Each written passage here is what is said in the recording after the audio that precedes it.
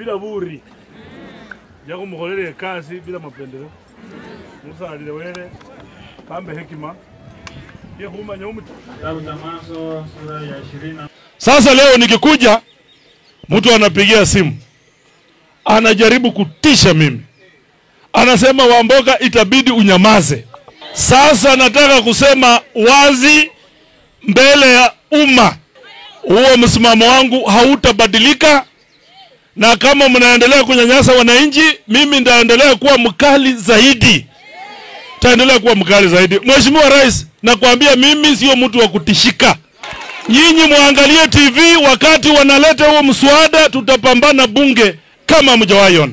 Hatuwezi kubali wananchi wameumia, wamefika mwisho, hatutakubali tena waendelee kuumia. Mimi nikiona Mheshimiwa Rais anasimama anasema unga imerudi chini. Mbona Nandi huyu mtu wako na watu wanamdanganya.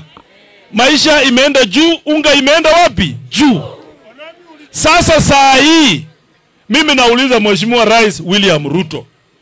Wewe ukiongeza ushuru kwa bidhaa za Kenya, unataka wananchi wafanye nini? Wewe ulisema wewe ni rais wa walalahoi. Wewe ni rais wa watu wadogo. Wewe ni rais wa hasola.